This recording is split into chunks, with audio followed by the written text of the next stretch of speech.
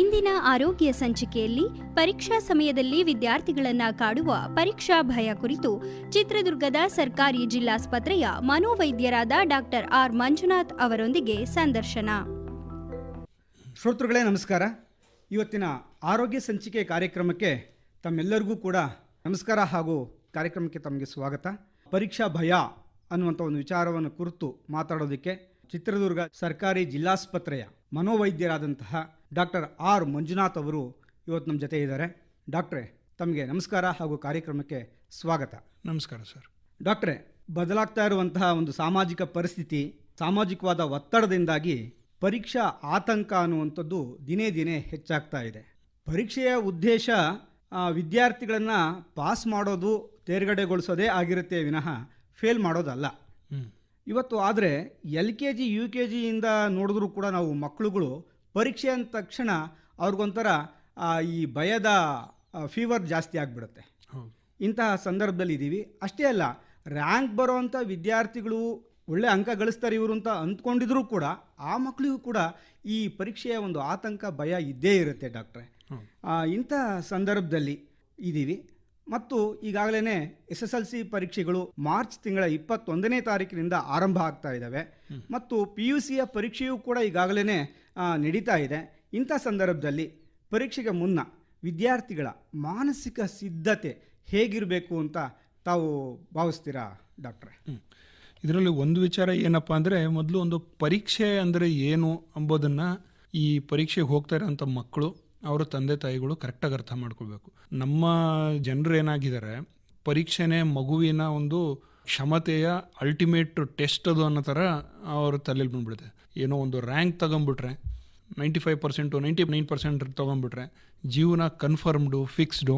ತಗೊಂಡಿಲ್ಲ ಅಂತಂದರೆ ಜೀವನ ಹಾಳೇ ಆಗಿಬಿಡುತ್ತೆ, ಮುಗಿದೋಯ್ತು, ದಿ ಎಂಡು. ಈ ಬ್ಲ್ಯಾಕ್ ಆ್ಯಂಡ್ ವೈಟ್ ಯೋಚನೆ ಏನಿದೆಯಲ್ಲ ಎಕ್ಸಾಮ್ ಬಗ್ಗೆ, ಅದು ತಪ್ಪು.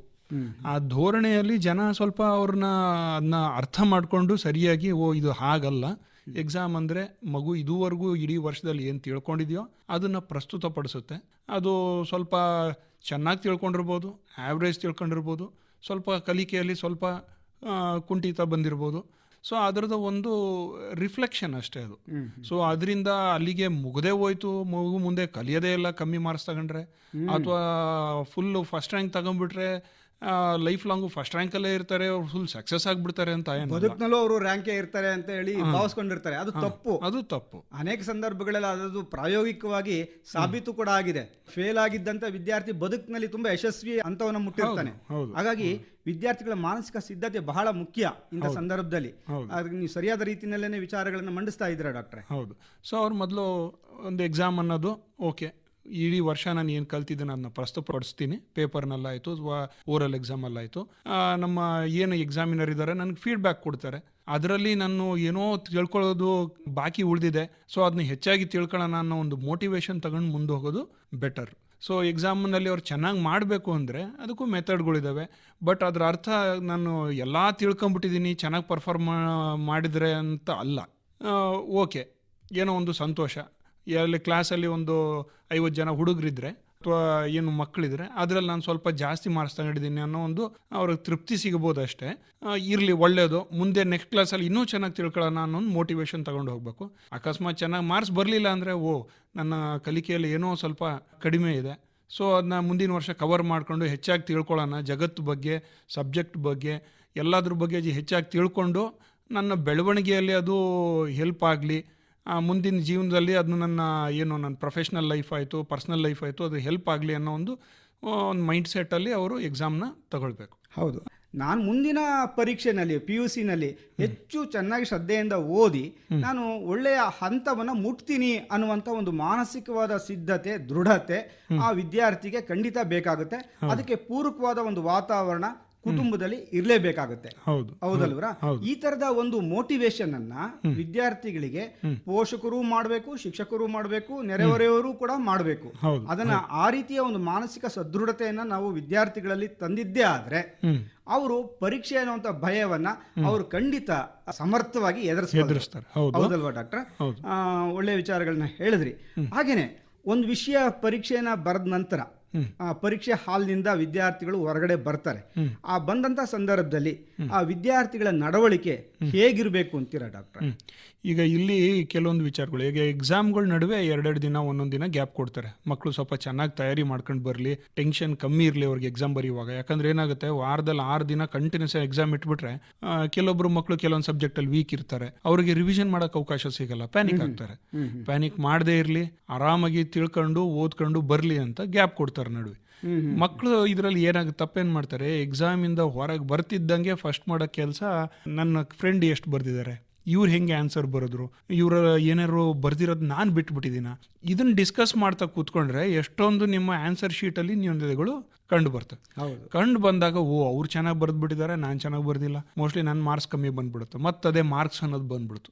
ಮಾರ್ಕ್ಸ್ ಅಂತ ತಲೆಗೆ ಬಂದ ತಕ್ಷಣ ಜಾಸ್ತಿ ಸ್ಕೋರ್ ಮಾಡ್ಬಿಟ್ಟು, ನಾನು ಅಷ್ಟೇ ಓದಿದ್ದೆ, ಅವರು ಅಷ್ಟೇ ಓದಿದ್ದು, ಈಗ ಅವ್ರು ಜಾಸ್ತಿ ಸ್ಕೋರ್ ಮಾಡ್ತಾರೆ, ನಾನು ಮಾಡಲ್ಲ. ಸೊ ಏನಾಗುತ್ತೆ, ಆಲ್ರೆಡಿ ಅಲ್ಲಿ ಒಂದು certain level inferiority complex, effort ಹಾಕಿದ್ದೆ, ಅವ್ರು ಜಾಸ್ತಿ ಬಂದ್ಬಿಡ್ತು, ನಾನು ಬರಲಿಲ್ಲ. ಏನಾಗುತ್ತೆ, ಈ ಒಂದು ಪ್ಯಾನಿಕ್ನ ಇಟ್ಕೊಂಡು ಮನೆಗೆ ಹೋಗ್ತಾರೆ, ಅಲ್ಲಿ ಡಿಸ್ಕಸ್ ಮಾಡಿ ತಲೆ ಒಳಗೆ ಹುಳ ಬಿಟ್ಕೊಂತಾರೆ ಫಸ್ಟು, ಮನೆಯಲ್ಲಿ ಬಂದು ಮನೆಯವ್ರಿಗೂ ಪ್ಯಾನಿಕ್ ಮಾಡಿಬಿಡ್ತಾರೆ. ತಂದೆ ತಾಯಿಗಳು ಆತಂಕಕ್ಕೆ ಒಳಗಾಗಕ್ಕೆ ಶುರು ಆಗ್ತಾರೆ. ಹೌದು, ಅವ್ರಿಗೆ ಪ್ರೋತ್ಸಾಹ ನೀಡೋದಕ್ಕಿಂತ ಹೆಚ್ಚಿನದಾಗಿ ಅವರು ಕೂಡ ಏನಾದರೂ ಟೀಕೆ ಟಿಪ್ಪಣಿ ಮಾಡೋದಕ್ಕೆ ಶುರು ಮಾಡ್ತಾರೆ. ಅವ್ರೇನಾದ್ರು ಒಂದು ಕ್ರಿಟಿಕಲ್ ಕಾಮೆಂಟ್ ತಿರುಗಿಸಿ ಹೇಳ್ಬಿಟ್ರೆ, ನಾನು ಮೊದಲೇ ಹೇಳಿದ್ದೆ ನಿನಗೆ, ನೀನು ಯಾಕೆ ಸರಿಯಾಗಿ ತಯಾರಿ ಮಾಡಲಿಲ್ಲ. ಈಗ ಎಲ್ಲ ಪೇರೆಂಟ್ಸು ಸಪೋರ್ಟಿವ್ ಇರಲ್ಲ, ಕೆಲವೊಬ್ರು ಸ್ವಲ್ಪ ಕ್ರಿಟಿಕಲ್ ಜಾಸ್ತಿ ಇರ್ತಾರೆ ಅಂತ ಮಾತು ಹೇಳ್ಬಿಟ್ರೆ, ಈ ಮಗು ಒಂದು ಸ್ವಲ್ಪ ಸೂಕ್ಷ್ಮ ಇತ್ತು ಅಂದ್ರೆ ಮಾನಸಿಕ ತಗೊಂಡ್ಬಿಡ್ತಾರೆ, ಖಿನ್ನತೆಗೆ ಒಳಗಾಗ್ಬಿಡುತ್ತೆ. ಹೌದು. ಸೊ ಈಗ ಒಂದು ಎಕ್ಸಾಮ್ಗೂ ಇನ್ನೊಂದು ಎಕ್ಸಾಮ್ಗೂ ಒಂದು 48 ಗಂಟೆಗಳ ಗ್ಯಾಪ್ ಇದೆ ಅಂತ ಇಟ್ಕೊಳ್ಳಿ. ಅದರಲ್ಲಿ ಊಟ ತಿಂಡಿ ನಿದ್ದೆ ಅವರ ದಿನನಿತ್ಯ ಕರ್ಮಗಳು ಎಲ್ಲ ಮಾಡೋದ್ರಲ್ಲಿ ಟೈಮ್ ಮೈನಸ್ ಮಾಡಿ ಎಲ್ಲೋ ಒಂದು 20 ಗಂಟೆ ಅವ್ರಿಗೆ ಅವಕಾಶ ಸಿಕ್ತು ಓದ್ಲಿಕ್ಕೆ ಅಂದ್ರೆ, ಆ 20 ಗಂಟೆಯಲ್ಲಿ 3-4 ಗಂಟೆ ಇವರು ಈ ತರ ಟೆನ್ಷನ್ ಮಾಡ್ಕೊಳ್ಳೋದ್ರಲ್ಲಿ ಖರ್ಚು ಮಾಡಿದ್ರೆ ಟೈಮು, ಅಲ್ಲಿ ರಿವಿಷನ್ ಮಾಡ್ಲಿಕ್ಕೆ ಬಹಳಷ್ಟು ವಿಚಾರಗಳು ಇರ್ತವೆ. ಕೆಲವೊಂದನ್ನ ನೀವು ವರ್ಷ ಇಡೀ ಕೂತ್ಕೊಂಡು ಓದಬೇಕು, ಕೆಲವೊಂದು ಇರ್ತವೆ ಎಕ್ಸಾಮ್ ಹಿಂದಿನ ದಿನ ಕೂತ್ಕೊಂಡು ಸ್ವಲ್ಪ ಗಮನ ಕೊಟ್ಟು ಅದನ್ನ ರಿವೈಸ್ ಮಾಡಬೇಕು ನಂಬರ್ಗಳು. ಯಾಕೆ ಅಂತಂದ್ರೆ ಡಾಕ್ಟ್ರೆ, 8 ತಿಂಗಳುಗಳ ಕಾಲ ಅಂದ್ರೆ ಒಂದು ವರ್ಷದ ಅವಧಿನಲ್ಲಿ ಅವರು ತರಗತಿನಲ್ಲಿ ಪಾಠ ಕೇಳಿರ್ತಾರೆ, ಆಮೇಲಿಂದ ಮನೆಯಲ್ಲಿ ಬಂದು ಅಭ್ಯಾಸ ಮಾಡಿರ್ತಾರೆ, ಆಮೇಲಿಂದ ಪ್ರಿಪರೇಟರಿ ಎನ್ನುವಂತ 5-6 ಎಕ್ಸಾಮ್ಗಳನ್ನ ಅವರು ಬರೆದಿರ್ತಾರೆ. ಇಷ್ಟೆಲ್ಲ ಅನುಭವ, ಅಭ್ಯಾಸ ಮತ್ತು ಒಂದು ಕಲಿಕೆ ಪರಿಣಾಮಕಾರಿಯಾಗಿನೇ ಇರುತ್ತೆ.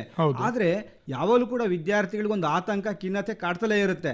ನಾನು ಇನ್ನೂ ಓದಬೇಕಾಗಿತ್ತು, ನಾನು ಓದಿರೋದು ನನಗೆ ನೆನಪಲ್ಲಿ ಉಳಿತಾ ಇಲ್ಲ ಅನ್ನುವಂಥ ಭಾವನೆ ಎಲ್ಲ ಇರುತ್ತೆ. ಅದು ಸಬ್ಜೆಕ್ಟ್ ಮುಗೀತಾ, ಕ್ಲೋಸ್, ಎದ್ದು ಬಂದ್ಬಿಡಿ. ಅಲ್ಲಿ ಕೂತ್ಕೊಂಡು ಬೇರೆಯವ್ರ ಹತ್ರ ಡಿಸ್ಕಸ್ ಮಾಡ್ತಾ ಕೂತ್ಕೊಳ್ಳೋದು ಎಲ್ಲ ಮಾಡಬಾರ್ದು. ಮನೆಗೆ ಬಂದುಬಿಟ್ಟು ಕೈಕಾಲು ಮುಖ ತೊಳ್ಕೊಂಡು ಸ್ವಲ್ಪ ಲೈಟ್ ಆಗಿಬಿಟ್ಟು ಒಂದು ಸ್ವಲ್ಪ ರೆಸ್ಟ್ ಮಾಡಿ, ನಿದ್ದೆ ಮಾಡಬೇಕು, ಒಂದು ಸುಸ್ತಾಗಿದೆ, ಮೆಂಟಲ್ ಟೆನ್ಷನ್ ಆಗಿದೆ, ಒಂದು ಅರ್ಧ ಗಂಟೆ ರೆಸ್ಟ್ ಮಾಡಿ ಎದ್ಬಿಟ್ಟು ನೆಕ್ಸ್ಟ್ ಚಾಪ್ಟರ್ ತೊಗೊಂಡು, ನೆಕ್ಸ್ಟ್ ಬುಕ್ ತೊಗೊಂಡು, ನೆಕ್ಸ್ಟ್ ಸಬ್ಜೆಕ್ಟ್ ತೊಗೊಂಡು ಸ್ಟಾರ್ಟ್ ಮಾಡಿಬಿಡ್ಬೇಕು. ಸೊ ನೆಕ್ಸ್ಟ್ ಬರ್ತಿರೋ ಸಮಸ್ಯೆಯನ್ನು ಹೇಗೆ ಎದುರಿಸಲಿ, ಬರ್ತಿರೋ ಒಂದು ಪೇಪರ್ ಇದೆಯೋ ಅದನ್ನ ಯಾವ ಥರ ಫೇಸ್ ಮಾಡಲಿ ಅಂತ ಪ್ಲಾನಿಂಗ್ ಮಾಡಿಕೊಂಡು ಪ್ಲಾನಿಂಗ್ ಎಕ್ಸಿಕ್ಯೂಟ್ ಮಾಡೋಕ್ಕೆ ಸ್ಟಾರ್ಟ್ ಮಾಡಿಬಿಡ್ಬೇಕು. ಆಟೋಮ್ಯಾಟಿಕ್ಕಾಗಿ ನೆಕ್ಸ್ಟ್ ಪೇಪರ್ ಚೆನ್ನಾಗಾಗುತ್ತೆ, ಕಾನ್ಫಿಡೆನ್ಸ್ ಬರುತ್ತೆ, ಚೆನ್ನಾಗಿ ಮಾಡಿದ್ದೀನಿ. ಅದೇ ತಪ್ಪು ಮಾಡೋಕ್ಕೆ ಹೋಗ್ಬಾರ್ದು, ಡಿಸ್ಕಸ್ ಮಾಡೋದು ಆಯಿತಾ, ಕ್ಲೋಸ್ ಮಾಡಿದೆ, ಬಿಟ್ಟೆ, ನೆಕ್ಸ್ಟ್ ಸಬ್ಜೆಕ್ಟ್ ಇದೆ ತೊಗೊಂಡೆ, ಅದನ್ನ ಟಾರ್ಗೆಟ್ ಮಾಡಿದೆ, ಪ್ಲ್ಯಾನ್ ಮಾಡಿದೆ, ಸ್ಟಾರ್ಟ್ ಮಾಡಿದೆ ಎಕ್ಸಿಕ್ಯೂಟ್ ಮಾಡಲಿಕ್ಕೆ. ಓದೋವಾಗೂ ಪ್ಲ್ಯಾನಿಂಗ್ ಇರಬೇಕು. ಯಾವುದನ್ನು 1 ತಿಂಗಳು ಮುಂಚೆ ಓದಿದ್ರೆ ನಡೆಯುತ್ತೆ, ಯಾವುದನ್ನು 1 ವಾರದ ಮುಂಚೆ ಓದಬೇಕು ನಾನು, ಯಾವುದು ನನಗೆ ಪದೇ ಪದೇ ಮರೆಯುತ್ತೆ, ಅದು ನನ್ನ ಎಕ್ಸಾಮ್ ಹಿಂದಿನ ದಿನ ನೋಡಿದ್ರೆ ಮಾತ್ರ ನಂಗೆ ನೆನಪಿರುತ್ತೆ ಅಂತ ಅವ್ರ ಸೆಲ್ಫ್ ಅನಾಲಿಸಿಸ್ ಅವ್ರಿಗೆ ಗೊತ್ತಿರಬೇಕು. ಸೊ ಇದು ನೀವು ಕೆಲವೊಬ್ರು ಹುಡುಗರು ಚೆನ್ನಾಗಿ ಸ್ಕೋರ್ ಮಾಡ್ತಾರೆ, ಅವ್ರ ರೂಮ್ನ ನೀವು ಎಂಟ್ರ್ ಮಾಡಿ ನೋಡಿದ್ರೆ ಅವರು ಟೈಮ್ ಟೇಬಲೇ ಹಾಕೊಂಡ್ಬಿಟ್ಟಿರ್ತಾರೆ, ಯಾವ ಸಬ್ಜೆಕ್ಟ್ ಯಾವ ಟೈಮಿಗೆ ಓದ್ತೀನಿ, ಕಷ್ಟವಾಗಿರೋ ಸಬ್ಜೆಕ್ಟ್ ಯಾವುದು, ಅವ್ರ ಸೆಲ್ಫ್ ಅವೇರ್ನೆಸ್ ಅಂತ ಹೇಳ್ತೀವಿ. ಸೊ ಅವ್ರ ಬಗ್ಗೆನೂ ಅವ್ರಿಗೆ ಅರಿವಿರಬೇಕು. ಒಂದು 6 ಸಬ್ಜೆಕ್ಟ್ಗಳಿದ್ರೆ 6 ಸಬ್ಜೆಕ್ಟಲ್ಲಿ ಯಾವುದು ನನಗೆ ಬಹಳ ಈಸಿ, ಯಾವುದು ನನಗೆ ಕಷ್ಟಪಡ್ತೀನಿ. ಕೆಲವೊಂದು ಮಕ್ಕಳಿಗೆ ಕನ್ನಡ, ಇಂಗ್ಲೀಷು, ಈ ಲ್ಯಾಂಗ್ವೇಜ್ ಸಬ್ಜೆಕ್ಟ್ಗಳು ಭಾಳ ಇಷ್ಟ, ಕೆಲವೊಬ್ಬರಿಗೆ ಅದು ಬರಲ್ಲ, ಅವ್ರಿಗೆ ಮ್ಯಾಥ್ಸು ಸೈನ್ಸು ಇಷ್ಟ. ಸೊ ಎಲ್ಲ ಸಬ್ಜೆಕ್ಟ್ಗಳು ಸಮನಾಗಿ ಅವರು ಇಂಪಾರ್ಟೆನ್ಸ್ ಕೊಡಬೇಕಾಗತ್ತೆ. ಅವರ ಆಸೆ ಇರೋ ಸಬ್ಜೆಕ್ಟು ಚೆನ್ನಾಗಿ ಓದ್ಬಿಡ್ತಾರೆ.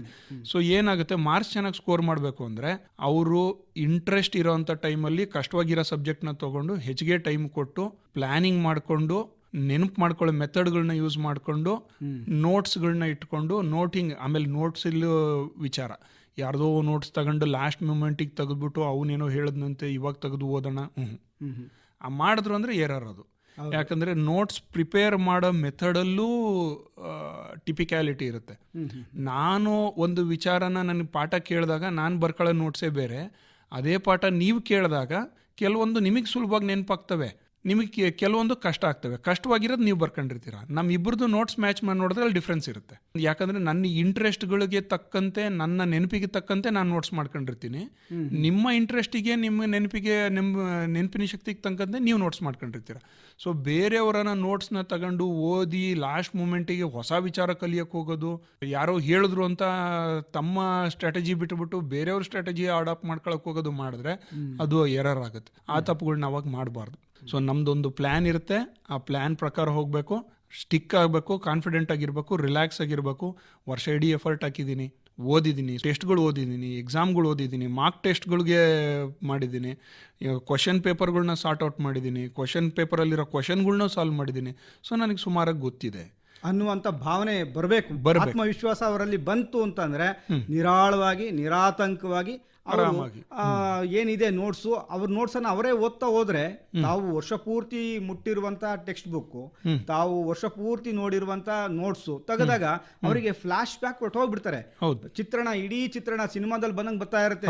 ಕೂಡ ಅಭ್ಯಾಸ ಮಾಡಿದಂತ ವಿದ್ಯಾರ್ಥಿಗಳಿಗೆ ಇಂಥ ಅವಕಾಶನ ಈ ಪರೀಕ್ಷೆಯ 2 ದಿವಸ 1 ದಿವಸ ಇರುವಂತ ಸಂದರ್ಭಗಳಲ್ಲಿ ವಿದ್ಯಾರ್ಥಿಗಳು ಸದುಪಯೋಗ ಪಡಿಸ್ಕೋಬೇಕು. ಈ ಆತಂಕದಿಂದ ಹೊರಗೆ ಬರ್ತಾರೆ. ಹೌದು, ಫೋಟೋಗ್ರಾಫಿಕ್ ಮೆಮೊರಿ ಅಂತೀವಿ. ಫಾರ್ ಎಕ್ಸಾಂಪಲ್, ನಾವು ಕಣ್ಣು ಮುಚ್ಕೊಂಡ್ರೆ ಒಂದೊಂದ್ಸಲ ಏನಾಗುತ್ತೆ, ಈ ಚಾಪ್ಟರ್ ಅಲ್ಲಿ ಈ ಮೂಲೆಯಲ್ಲಿ ಮೇಲ್ಗಡೆ ಏನೋ ಬರ್ದಿದ್ದೆ, ಸೊ ಗೊತ್ತಿರುತ್ತೆ ಅವ್ರಿಗೆ ಬರ್ದಿದ್ದೆ ಅಂತ. ಸೊ ರಿವಿಷನ್ ಮಾಡೋ ಟೈಮಲ್ಲಿ ಅವ್ರು ಹಾಳೆ ತಿರುಗಿಸ್ತಾ ಹೋದ್ರೆ, ಇದು ಅವ್ರಿಗೆ ನೀವು ಹೇಳಿದ್ರಲ್ಲ ಫ್ಲಾಶ್ ಆಗುತ್ತೆ ಅಂತ. ಆ ಫ್ಲಾಶ್ ಆಗಿರೋಂಥ ಏನು ಇನ್ಫಾರ್ಮೇಶನ್ ಇದೆಯೋ ಪ್ರಿಂಟ್ ಹೊಡೆದಂಗೆ ಆಗುತ್ತೆ, ಎಕ್ಸಾಮ್ ಅಲ್ಲಿ ಎದ್ದು ಬರುತ್ತೆ ಅವ್ರಿಗೆ. ಸೊ ಅವರು ಎಕ್ಸ್ಟ್ರಾ ಎಫರ್ಟ್ ಹಾಕಿ ಇದು ಮಾಡೋಂಥದ್ದಿಲ್ಲ. ರಿಲ್ಯಾಕ್ಸ್ ಆಗಿದ್ದು, ಆರಾಮಾಗಿದ್ದು ಓದಿದ್ದೀನಿ, ಬರುತ್ತೆ, ಬಂದಷ್ಟು ಬರಿತೀನಿ.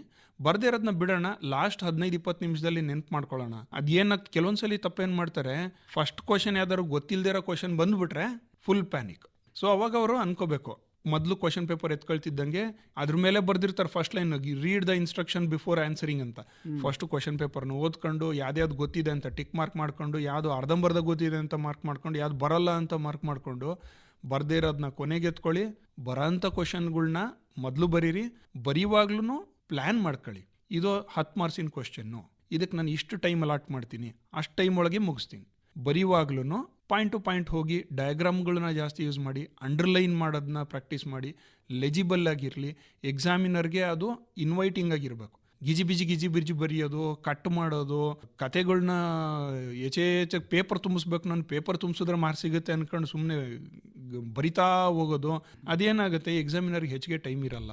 ಅವರು ನೋಡಿದ ತಕ್ಷಣ ಅದು ಭಾಳ ಅವ್ರಿಗೆ ಕನ್ಫ್ಯೂಸಿಂಗ್ ಆಗಿ ಕಂಡುಬಿಡುತ್ತೆ, ಅವ್ರ ಮೂಡ್ ಇರಿಟೇಟ್ ಆಗಿಬಿಡುತ್ತೆ ಎಕ್ಸಾಮಿನರ್ಗೆ. ಹಾಗಾದ್ರೆ ಮೌಲ್ಯಮಾಪಕರ ಮನಸ್ಸನ್ನ ಗೆಲ್ಲುವ ರೀತಿಯಲ್ಲಿ ಆಕರ್ಷಣೀಯವಾಗಿಯೂ ಕೂಡ ಒಂದು ಸ್ವಚ್ಛತೆ, ನೀಟಾಗಿ, ಶುದ್ಧವಾಗಿ, ಶುಭ್ರವಾಗಿ, ಸ್ಫುಟವಾಗಿ ಬರೆಯುವಂತ ಒಂದು ಕಲೆನ ವಿದ್ಯಾರ್ಥಿಗಳು ಅನುಸರಣೆ ಮಾಡಿದ್ರೆ ತುಂಬಾ ಒಳ್ಳೆಯದು. ಡಯಾಗ್ರಾಮ್ಗಳನ್ನ ಹೆಚ್ಚಾಗಿ ಯೂಸ್ ಮಾಡೋದು, ಹೆಡ್ಡಿಂಗ್ಗಳು ಯೂಸ್ ಮಾಡೋದು, ಗ್ಯಾಪ್ ಕೊಡೋದು, ಕಣ್ಣಿಗೆ ಕಾಣೋಂಥ ಸುಂದರವಾಗಿ ಬರೆಯೋವಂಥದ್ದು, ಯಾವ ಇಂಪಾರ್ಟೆಂಟ್ ವರ್ಡ್ಗಳಿದಾವನ್ನ ಅಂಡರ್ಲೈನ್ ಮಾಡೋವಂಥದ್ದು, ಆಮೇಲೆ ಕಮ್ಮಿ ಜಾಗದಲ್ಲಿ ಜಾಸ್ತಿ ಇನ್ಫಾರ್ಮೇಷನ್ ಪ್ಯಾಕ್ ಮಾಡೋಕ್ಕೆ ಪ್ರಯತ್ನ ಪಡೋದು. ಇಷ್ಟವ್ರು ಮಾಡಿದ್ರೆ ಎಕ್ಸಾಮಿನರ್ಗೆ ಗೊತ್ತಾಗ್ಬಿಡುತ್ತೆ. ಅವ್ರು 1 ಹಾಳೆ 2 ಹಾಳೆ ನೋಡ್ತಿದ್ದಂಗೆ ಒಂದು ಜಡ್ಜ್ಮೆಂಟಿಗೆ ಬಂದ್ಬಿಡ್ತಾರೆ, ಈ ಹುಡುಗ ಅಥವಾ ಹುಡುಗಿ ಹೇಗೆ ಬರ್ದಿರ್ಬೋದು ಇಡೀ ಪೇಪರಲ್ಲಿ ಅಂತ.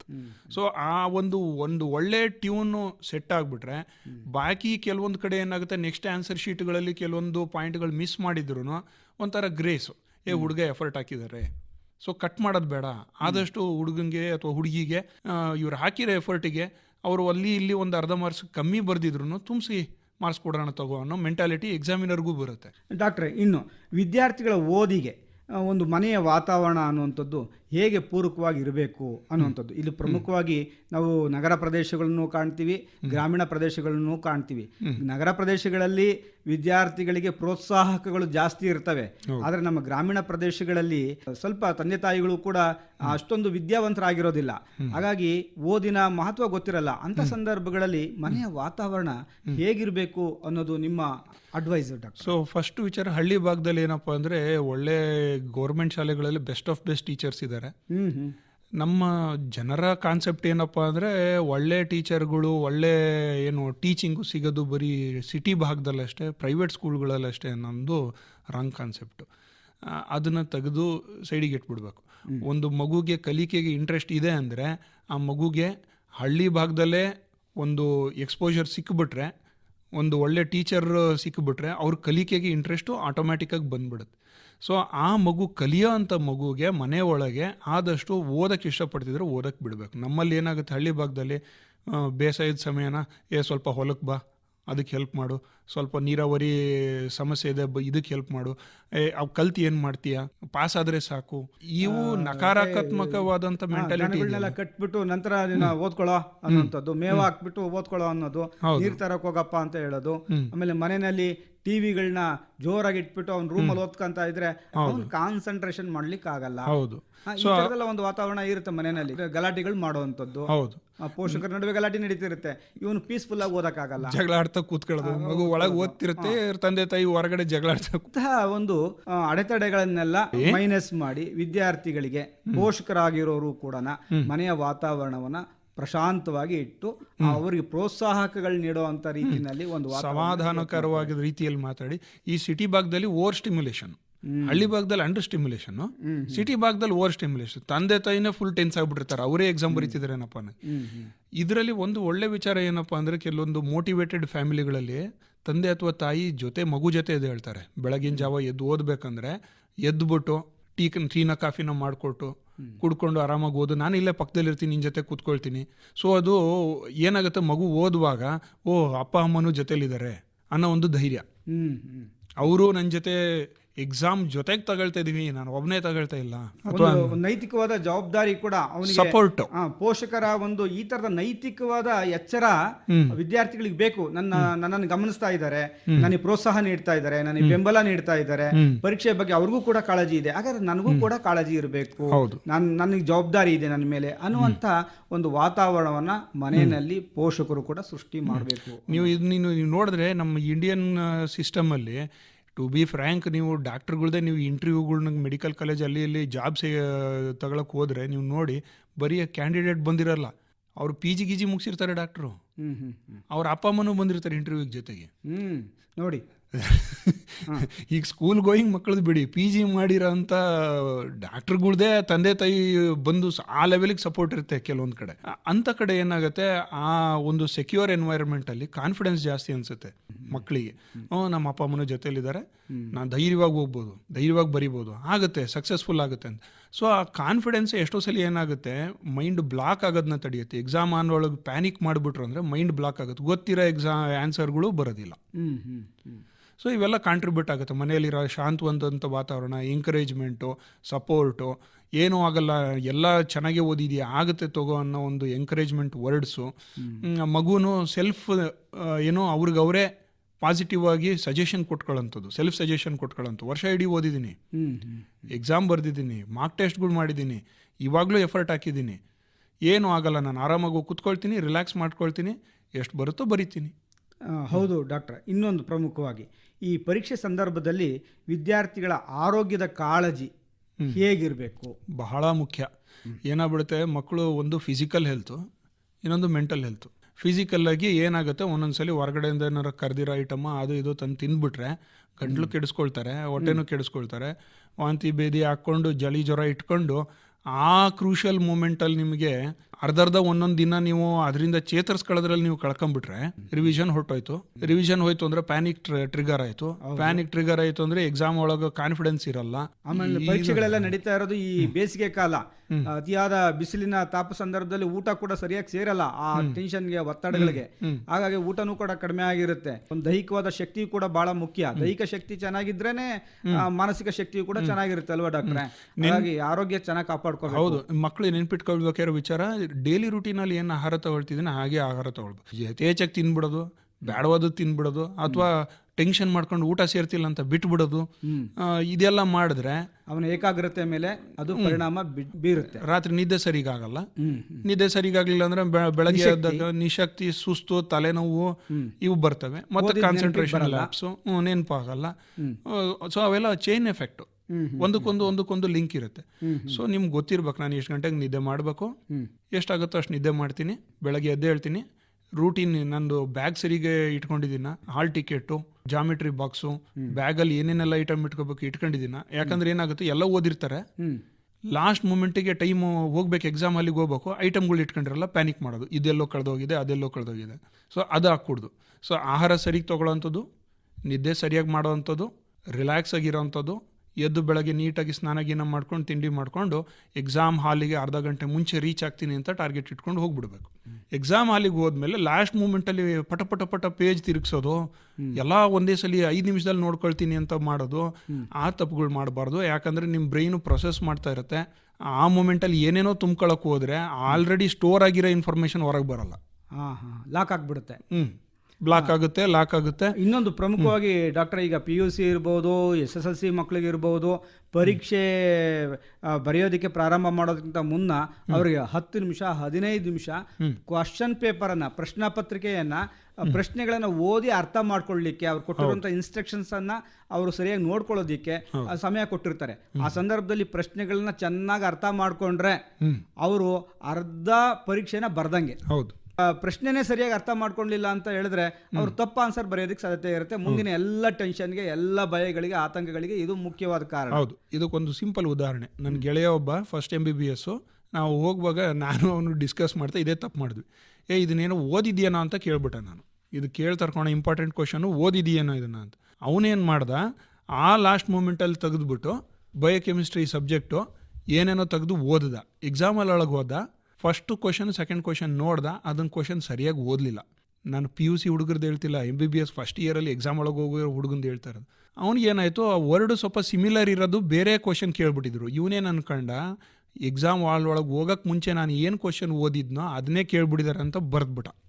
ಈ ಥರದ ತಪ್ಪುಗಳು ಆಗೋದಕ್ಕೆ ವಿದ್ಯಾರ್ಥಿಗಳಿಗೆ ಸರಿಯಾದ ಪ್ರಶ್ನೆ ಪತ್ರಿಕೆನ ಅರ್ಥ ಮಾಡ್ಕೊಳ್ಳದಲೇ ಅವರು ಬರೆಯೋದಕ್ಕೆ ಪ್ರಾರಂಭ ಮಾಡಿದ್ರೆ ಆಗುತ್ತೆ. ಏನು ಕೇಳಿದರೆ ಇನ್ನು ಪ್ರಮುಖವಾದ ವಿಷಯ, ಸುಳ್ಳು ಸುದ್ದಿಗಳಿಗೆ, ಫೇಕ್ ಮಾಹಿತಿಗಳಿಗೆ ವಿದ್ಯಾರ್ಥಿಗಳು ಈ ಪರೀಕ್ಷೆ ನಾಳೆ ನಾಡ್ದಿದೆ, ರಾತ್ರಿ ಎಲ್ಲ ನಾ ಫ್ರೆಂಡ್ಸ್ ಜೊತೆಗಳಲ್ಲಿ, ಆಮೇಲೆ ನನ್ನ ಅಂತರ್ಜಾಲ ತಾಣಗಳಿಗೆ, ವೆಬ್ಸೈಟ್ಗಳಿಗೆ, ಆಮೇಲೆ ಆ ಫ್ರೆಂಡ್ಸ್ ಹತ್ರ ಇದೆಯಂತ ಕ್ವಶನ್ ಪೇಪರು ಲೀಕ್ ಆಗಿದೆ ಅಂತ ಈ ತರದೆಲ್ಲ ಮಾಹಿತಿ ಇಟ್ಕೊಂಡು ಓಡಾಡ್ತಿರ್ತಾರೆ. ಮುಖ್ಯವಾಗಿ ಓದುವುದನ್ನೇ ಮರ್ತು ಬಿಡ್ತಾರೆ. ಇದು ಕೂಡ ಆತಂಕಕ್ಕೆ ಕಾರಣ, ಭಯಕ್ಕೆ ಕಾರಣ, ಅನಂತರ ಅನೇಕ ಖಿನ್ನತೆಗಳು ಕಾರಣ ಆಗುತ್ತಲ್ವಾ? ಇಂಥ ಸಂದರ್ಭದಲ್ಲಿ ವಿದ್ಯಾರ್ಥಿಗಳು ಹೇಗಿರ್ಬೇಕು ಅಂತೀರಾ? ಸೊ ಫಸ್ಟ್ ಅಂಡ್ ಫಾರ್ಮೋಸ್ಟ್, ಇಲ್ಲಿ ಫೇಕ್ ಭಾಳ ನಡೀತಾ ಇರುತ್ತೆ. ಈಗ ಫೋಟೋಶಾಪ್ ಟೈಮ್ ಇವೆಲ್ಲ ನೀವೀಗ ನೋಡಿದ್ರೆ ಆರ್ಟಿಫಿಷಿಯಲ್ ಇಂಟೆಲಿಜೆನ್ಸ್ ಹೆಂಗ್ ಬಂದಿದೆ ಅಂದ್ರೆ, ಯಾರ್ದೋ ಫೇಸಿಗೆ ಯಾರ್ದೋ ಬಾಡಿನ ಫಿಕ್ಸ್ ಮಾಡಿ ತೆಗಿಯೋ ಲೆವೆಲ್ಗೆ ಇದ್ದಾರೆ. ಒಂದು ಕ್ವಶನ್ ಪೇಪರ್ನ ಫೇಕ್ ಮಾಡೋದು ಕಷ್ಟನ. ಸೊ ಕ್ವಶನ್ ಪೇಪರ್ ನಿಮ್ಗೆ ಸಿಕ್ಕಿದೆ ಅಂತ ನಿಮ್ಗೆ ಇನ್ಫಾರ್ಮೇಶನ್ ಬಂದು ನೋಡಕ್ಕೆ ಏನು ಭಾಳ ಜೆನ್ಯೂನ್ ಅನ್ಸಿದ್ರು ನಂಬಕ್ಕೆ ಹೋಗ್ಬಾರ್ದು. ನಿಮ್ಮ ಜ್ಞಾನದ ಮೇಲೆ, ನಿಮ್ಮ ಎಫರ್ಟ್ ಮೇಲೆ ನಿಮ್ಗೆ ನಂಬಿಕೆ ಇರಲಿ. ಒಂದು ವೇಳೆ ಅದು ಫೇಕ್ ಇತ್ತು ಅಂದರೆ ಏನು ಮಾಡ್ತೀರಾ? ಇಡೀ ರಾತ್ರಿ ಎಲ್ಲ ಕೂತ್ಕೊಂಡು ಅದನ್ನು ಓದಿರ್ತೀರಾ. ಮರ್ದಿವಸ ಕ್ವಶನ್ ಪೇಪರ್ ತೆಗೆದಾಗ ಕ್ವಶನ್ಗಳೇ ಬೇರೆ ಇದ್ದರೆ ನೀವು ಒಂದೇ ಸರಿ ಅಲ್ಲೇನೆ ಎದೆ ನಿಮ್ಮದು ಅಲ್ಲೇ ನಿಂತೋಗುತ್ತೆ. ನಂತರ ನೀವೇನು ವರ್ಷ ಪೂರ್ತಿ ನಡೆಸಿದ ಪ್ರಯತ್ನ ಇದೆಯಲ್ಲ ಅದೆಲ್ಲ ವಿಫಲತೆಯನ್ನು ಕಾಣೋದಕ್ಕೆ ಕಾರಣ ಆಗುತ್ತೆ. ಆ ಥರದ ಯಾವುದೇ ಸುಳ್ಳು ಸುದ್ದಿಗಳಿಗೆ, ಸುಳ್ಳು ಮಾಹಿತಿಗಳಿಗೆ ಕಿವಿಗೊಡಬಾರ್ದು. ಏನು ಪರೀಕ್ಷೆ ಹಾಲ್ನಲ್ಲಿ ಕೊಡ್ತಾರೆ ಕ್ವಶನ್ ಪೇಪರ್, ಅದೊಂದೇನೆ ನನ್ನ ಕ್ವಶನ್ ಪೇಪರು ಅನ್ನುವಂಥ ದೃಢ. ಯಾವ ಕ್ವಶನ್ ಪೇಪರು ಲೀಕ್ ಆಗಿಲ್ಲ ಅಂತ ಅನ್ಕೊಳ್ಳಿ, ಫೇಕ್ ಕ್ವಶನ್ ಪೇಪರ್ ಅಂತಾನೆ ಅನ್ಕೊಳ್ಳಿ.